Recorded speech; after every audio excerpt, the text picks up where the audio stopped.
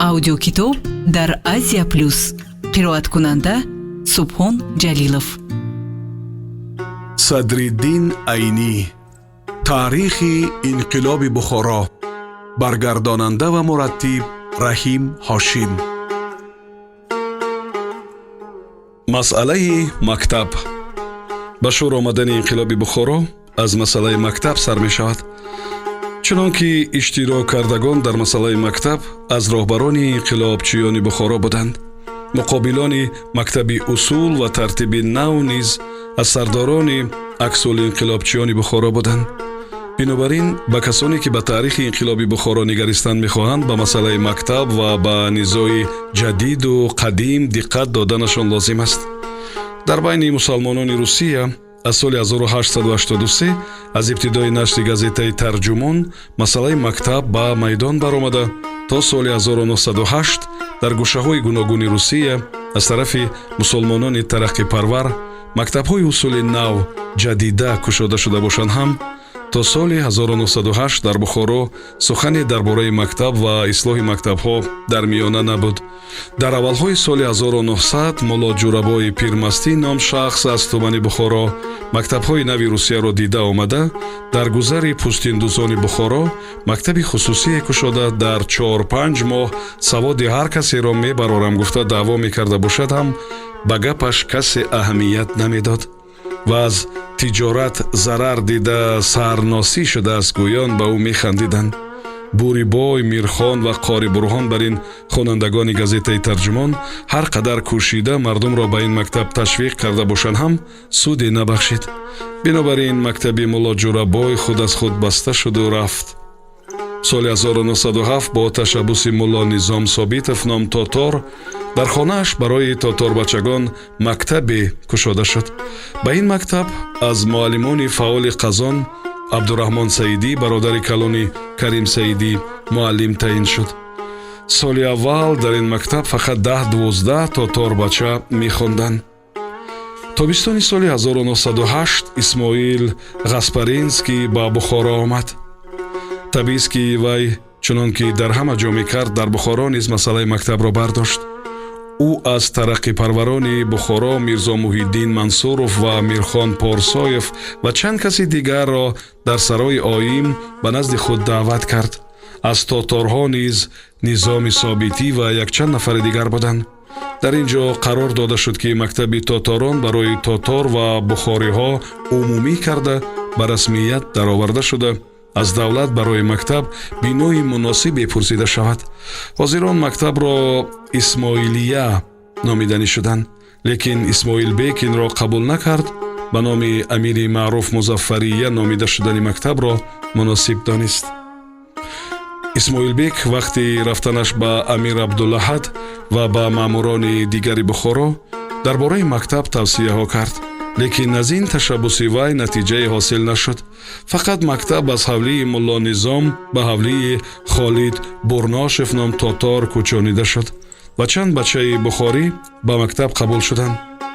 лекин масъалаи мактаб дар байни якчанд нафар маҳдуд буд.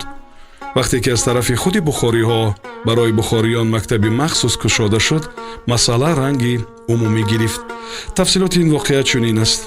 соли 1326 ҳиҷрӣ дар фасли тобистон нависандаи ин сатрҳо бо шарикдарсам Ҳомид Хоҷаи Меҳрии Бухороӣ ба Самарқанд саёҳат кардем.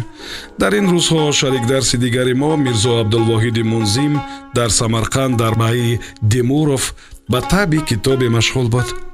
азбаски бори аввал ба Самарқанд омада ва дар он ҷо шиноси маъмуле надоштем, бо ҳам дар матбаат ҷой гирифтем.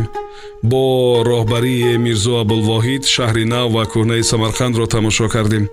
рӯзе вақте ки марқади амир Темурро зиёрат мекардем, бо мулло Иброҳим Саид Камолзода шоир ва яке аз маърифпарварони машҳури Самарқанд вохӯрдем ва бо таклифи ӯ дар хонааш меҳмон шудем. мулло Иброҳим баъд аз таом Шамсиддин ном писари худ ки соли 1918 дар Самарқанд бо дастаи аксулҳаракатчиён шаҳид шуд ва Тоҷиддин ном бародарзодаашро ба назди мо бароварда имтиҳон кард. ин бачаҳо аз ҳисоб, ҷуғрофия, аз хат ва имло, аз таҷвид қоидаҳои дуруст хондани қуръон ва аз масъалаҳои динӣ ба мо маълумот доданд.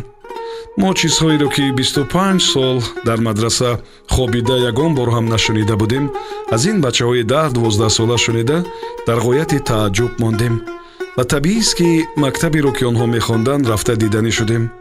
пагоҳӣ бо онҳо рафтем. ин мактаби Шакурӣ буд ки соли 1312 ё 1903 милодӣ бо ташаббуси мулло Абдулқодири Шакурӣ кушода шуда буд. мактаби Шакурӣ дар он рӯзҳо дар гузари Қушҳавз дар ҳавлии Муҳаммад Раҳимбой буд. Шакурӣ моро хушқабул карда, шогирдони мактабро як ба мо нишон дод ва аз муҳассаноти мактаб гап зад. мо то он рӯз мактаби навро надида будем. мактаби услуби ҷадид будааст. дар он ҷо бачаҳо зуд хату савод мебароварданд гуфта шунида бошем ҳам чандон аҳамият надода будем. дар натиҷаи мутолиаи Наводирулвақоеъ ва саёҳатномаи Иброҳимбек бар ин китобҳо лузуми инқилоби илмӣ ва иҷтимоиро фаҳмида бошем ҳам роҳҳои онро ҳеҷ фикр накарда будем. хулоса ба мактаби Шакурӣ мағрур даромада мутаҳаййир баромадем ва аз ҳамон рӯз сар карда фикри мактаб тамоми мағзи моро ишғол кард. дар он рӯзҳо бо Ҳомид Хоҷа ба Бухоро баргаштем. дире нагузашта Мунзим ҳам омад. рӯзҳои моҳи Рамазон буд. мисли аҳолии дигари Бухоро ҷои ҳар рӯз ҷамъ ва бо ҳам мулоқот кардани мо лаби ҳавзи Девонбегӣ ва болои боми сартарошхонаҳои он ҷо буд. ин одати дерини мо буд, вале ҷамоматҳои имсолаи мо як фарқ доштанд. он ҳам дигар шудани мавзӯи суҳбатамон буд. ҳоло мисли собиқ шикваву шикоят, фаҳшу лағв ва гапи мансабу нақв дар миён набуда, сухан дар бораи ислоҳи мактабҳо мерафт. мо ба худ аз шарикдарсонамон Аҳмадҷон Махдуми Ҳамдиро ҳам ҳамфикр кардем ва мактаби навро баъди иди Рамазон дар хонаи Мирзо Абдулвоҳид кушоданӣ шудем. ҳолон ки ҳеҷ кадоми мо на аз усули таълими мактаби нав хабаре доштем ва на ягон китоби раҳнамое дар даст. дар дили ҳар чаҳори мо фақат як чиз буд: шавқ, муҳаббат ва ишқи ислоҳот. хулоса дар натиҷаи музокираи яксола кушодани мактаб муқаррар шуд. пеш аз ба итмом расидани ин фасл инро ҳам ёдовар карда гузаштанамон лозим аст ки он сол дар Туркия табаддулоти сиёсӣ ба амал омад. Султон Абдулҳамид ба халқ ҳуқуқ ва ихтиёр дода бо усули машрутият, яъне конститутсионӣ, идора шудани мамлакатро эълон карда буд.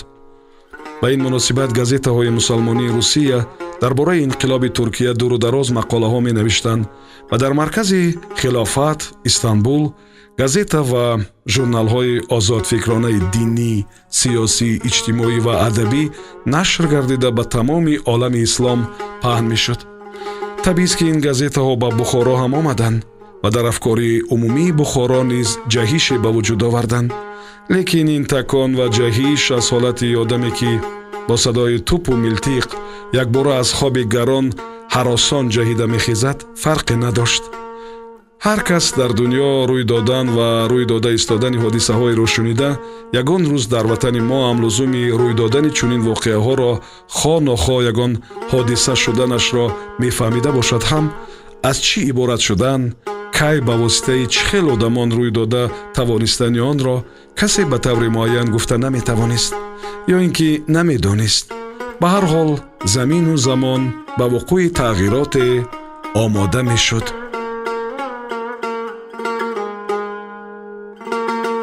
сомиёни азиз, шумо пораеро аз китоби таърихи инқилоби Бухорои устод Садриддин Найнӣ шунидед.